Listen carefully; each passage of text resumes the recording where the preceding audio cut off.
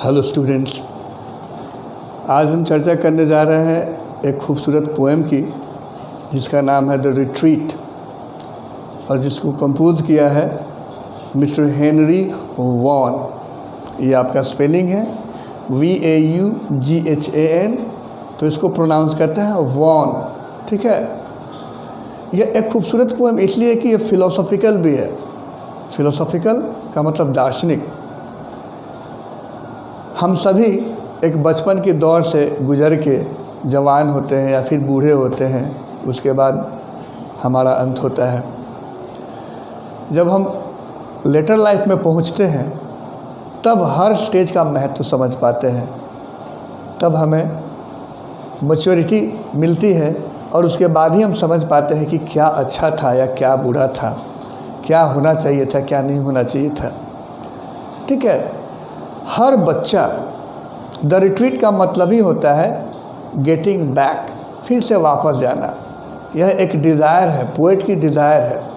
यानी हर बच्चा जब बचपन में होता है तो वो प्योर होता है, बिल्कुल सेलेशियल होता है, हेवनली होता है, क्योंकि उसमें प्योरिटी होती है। इन्फेंसी का मतलब ही होती है प्योर स्टेट। ठीक है, और जब बड़ा होता है व्यक्ति तो वो मटेरियलिज्म से लिप्त हो जाता है। ठीक है, भौतिकवाद, वस्तु, शरीर, ठीक है, इच्छा, वो एडल्टरेशन का स्टेट होता है। एडल्टरेशन का मतलब होता है मिलावटी, सच्चाई बहुत पीछे छूट जाती है, हर चीज़ दूषित हो जाता है, भावनाएं दूषित हो जाती हैं, सोच दूषित हो जाती है, धोखा, फरेब, ठीक है, लूट, स्वार्थ, निस्वार्थ, ये सब जन्म ले लेता है। लेकिन जब इन्फेंसी होती है यानी चाइल्डहुड, बचपन, तो वो प्योरिटी की होती है। कुछ ऐसे ही एक कविता है जिसमें हेनरी वॉन अपनी इच्छा को जाहिर करते हैं और बताते हैं, वर्णन करते हैं। हर किसी को पता होगा कि बचपन कैसा होता है। उन्होंने जो वर्णन किया है वो आपसे ज़रूर कनेक्ट करेगा, आपसे ज़रूर टैली करेगा, लगेगा कि ये मेरी ही घटना है और हर बच्चे की घटना होगी जो बड़े होकर वो शायद अब उसकी मलाल मात्र रह जाती है कि कितना खूबसूरत था, काश एक बार वापस जा पाते। तो हम लाइन को पढ़ के उसको एनालाइज करेंगे। The retreat, happy those early days when I shined in my angel infancy. पहले स्टेंजा में वो कहते हैं कि वो क्या वो दिन था पास्ट में। अब वहाँ हम जा तो सकते नहीं हैं, तो हम सिर्फ याद करते हैं कितना खूबसूरत दिन था। हैप्पी क्यों था, आज क्यों नहीं हैप्पी है? वो समय हैप्पी इसलिए था, वो आज भी हो सकती है, लेकिन उस समय इसलिए था कि तब कोई चिंता नहीं थी, कोई फिक्र नहीं थी, कोई दबाव नहीं था, कोई जिम्मेदारी नहीं थोपी गई थी। ठीक है, हम आज़ाद थे। अब आज़ादी छिन गई है, इस सिस्टम का हिस्सा बनने के बाद आज़ादी छिन गई है। So happy those early days when I shined in my angel infancy. जब बचपन में थे तो पता नहीं था कि पैंट पहने हैं कि नहीं पहने हैं, कपड़े हैं कि नहीं हैं, गंदे हैं या फिर साफ़ सुथरे हैं, कोई मतलब नहीं था। प्योरिटी इटर्नल थी। वो जो प्योरिटी थी, वो जो शुद्धता थी, सौम्यता थी, माइल्डनेस थी, वो इटर्नल थी और इंटरनल भी थी। जब बड़े होते हैं तो बाह्य रूप से, एक्सटर्नली हम साफ़ सुथरे दिखते हैं, लेकिन इंटरनली हम गंदे हो जाते हैं, दूषित हो जाते हैं। तो उसी को मिस कर रहे हैं कि happy those early days when I shined in my angel infancy. Angel, परी, यानी देवी देवता की तरह। Before I understood this place, यानी जब तक हम इस समाज को नहीं जानते थे, इस संसार को नहीं जानते थे, यहाँ के सिस्टम को नहीं जानते थे, तब कितने खुश थे, जान गए। Appointed for my second race, यानी जब बड़े होते हैं तो एक दूसरी दुनिया शुरू होती है, दूसरी जिम्मेदारी शुरू हो जाती है। तब वो जो प्योर हैप्पीनेस है, वो जो प्योर स्माइल है, इटर्नल फीलिंग है, वो ख़त्म हो जाती है और दूसरी एक रेस शुरू हो जाती है, दूसरी दौड़ शुरू होती है। ठीक है, और taught my soul to fancy और हम एक बनावटी ज़िंदगी जीने के लिए तैयार हो जाते हैं, ठीक है, शिक्षा ले लेते हैं या यूँ कहें कि एक्टिंग करना शुरू कर देते हैं। But a white celestial thought, लेकिन उस समय का जो दैविक स्वर्गिक जो थॉट था, when yet I had not walked above, वो याद अभी भी है। A mile or two from my first love, my first love. अब बच्चे के लिए फर्स्ट लव क्या होता है? एनीथिंग फ्रॉम नेचर, पेड़ पौधा तितली, हर चीज़ प्योर, कोई भी मटीरियलिस्टिक नहीं। फर्स्ट लव, यहाँ फर्स्ट लव गॉड के लव को भी कंपेयर करता है, क्योंकि प्रकृति ही गॉड है, उनकी बनाई हुई दुनिया, उनकी बनाई हुई एवरीथिंग जो नेचुरल है वो गॉड है, वो लव है। So he is talking about first love and looking back at that short space. अब वहाँ से जब पीछे मुड़ के देखते हैं, could see a glimpse of his bright face.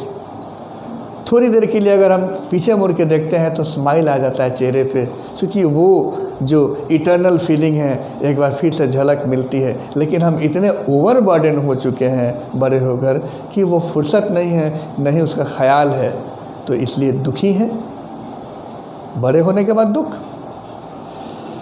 Looking back at that short space could see a glimpse of his bright face, उसकी यानी गॉड की, और गॉड का है हर कण कण में है, हर पेड़ पौधे में है, उनकी ब्राइट फेस दिखती है। When on some gilded cloud or flower my gazing soul could dwell an hour, तब क्या था, हम रंग बिरंग के पेड़ पौधों को, फूलों को, यहाँ तक कि बादलों को देखकर घंटों बिताते थे, क्योंकि हम कनेक्टेड रहते थे गॉड से। अब उतना वक्त ही नहीं है, ठीक है, और हमारा आत्मा जो है तृप्त होता था। अगले स्टैंजा में कहते हैं, and in those weaker glories spy some shadow of eternity. Eternity, eternal feeling उसमें छुपी रहती थी, जो अलौकिक सुख प्रदान करती थी, कोई फिक्र नहीं होती थी। Before I taught my tongue to wound, हाँ ये इम्पोर्टेंट है, before I taught my tongue to wound, क्योंकि बच्चे से जब बड़े होते हैं तो उसको मेहनत करनी पड़ती है, बोलना सिखाया जाता है। और यहाँ वुंड का मतलब क्या है कि हम गलत सलत चीज़ें सीखते हैं, तो यहाँ पर क्या है, वुंड करते हैं, ठीक है।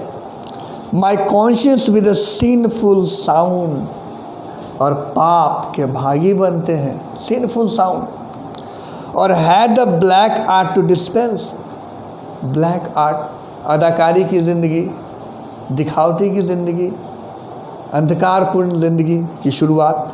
अ several sin to every sense, हमारे शरीर में 5 सेंस ऑर्गन होते हैं और सबको हम पाप करना सिखाते हैं।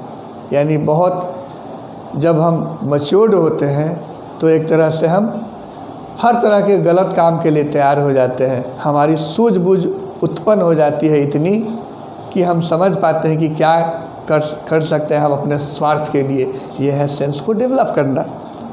तो but felt through all this fleshly dress bright shoots of everlastingness, ये जो है फ्लैशली ड्रेस को रिप्रेजेंट करता है, हमारे बॉडी को। ये जो अंदर से जो हड्डी है, बोन्स है, उसको ढकने के लिए क्या है, ड्रेस जो है वो है फ्लैश, मांस, skin. Bright shoots of everlastingness, last का जो स्टैंजा है वो डिज़ायर को शो करता है, इच्छा को शो करता है, यानी एक जिज्ञासा, लॉन्गिंग। क्या, how I long to travel back, long का मतलब होता है तीव्र इच्छा होना। How I long to travel back, अब जो है पोएट जो है वो एकदम रेस्टलेस हो चुका है, सोचता है कि काश वो पीछे जा पाता, पीछे का मतलब फिर से एक बार बचपन में लौट पाता। And trade again that ancient track, उस पथ पर फिर से वो प्राचीन काल के पथ पर चल पाता, यानी बचपन के राह पे चल पाता। Note of exclamation, that I once more might reach that plain, ताकि मैं फिर से एक उसी खेत खलिहान में मैं दौड़ पाता, देख पाता, उस भूमि को देख पाता और चल पाता, भूमि तो है ही। Where first I left my glorious train, जब पहली बार हमने अपनी सारी यात्रा को वहीं छोड़ दिया था, यानी बचपन की यात्रा को, और जवानी में प्रवेश किए। काश मैं एक बार फिर से जाता। From whence the enlightened spirit sees that shady city of palm trees. हम कैसे उन शैडी सिटीज़ को देखते थे, पाम ट्री को देखते थे, उन चीज़ों को देखने के लिए फिर से एक बार मैं वापस बचपन में जाना चाहता हूँ। बट अब ये बहुत दुख प्रकट करते हैं poet. Why? Because no one can get back into that past, that is time never gets back. My soul with too much stay is drunk. अब बड़े होकर इतना सब जानने के बाद अब बिल्कुल उब चुके हैं। इज ट्रंक, क्या हो गया है? नशे में हो चुका है। एंड स्टैगर्स इन द वे, अब लड़खड़ा रहे हैं। ठीक है, बुढ़ापा भी आ गई है। और नोट ऑफ से जुड़ा है, ये रिप्रेजेंट करता है कि बहुत सारी अब जो है वो होपलेसनेस आ चुकी है। उम्मीदें जो थी, जिज्ञासा जो थी, उत्सुकता जो थी, और एक उल्लास जो था वो बचपन में था। Some men of forward motion love, बहुत लोग आगे बढ़ना चाहते हैं प्रेम के लिए, आगे प्रेम मिले। बट आई, लेकिन पोएट कहते हैं कि but I by backward steps would move, मैं पीछे जाना चाहूँगा। सब लोग उम्मीद करते हैं कि आगे चलेंगे तो प्रेम मिलेगा, नहीं। प्रेम हमेशा आसपास ही होता है, हम उसे छोड़कर आगे बढ़ जाते हैं एक दूसरे प्रेम की तलाश में, वहाँ प्रेम नहीं होती है। So the poet feels that I would like to get back, क्योंकि प्रेम को मैंने पीछे छोड़ दिया है और वो है बचपन। But I by backward steps would move, मैं पीछे जाना चाहूँगा। And when this dust falls to the earth, और जब मैं कब्र में जाऊँगा, in that state I came return, और शायद एक बार मरने के बाद फिर से बचपन मिलेगी। तो यहाँ पर क्या है, आखिरी स्टैंजा में एक जिज्ञासा को शो करती है, साथ साथ ऑप्टिमिज्म भी है। ठीक है, आशावाद। So this is the beauty of this particular poem by Henry Vaughan, The Retreat. It's a wonderful poem. So keep on watching and subscribing this channel and wait for the new poem. Thank you very much.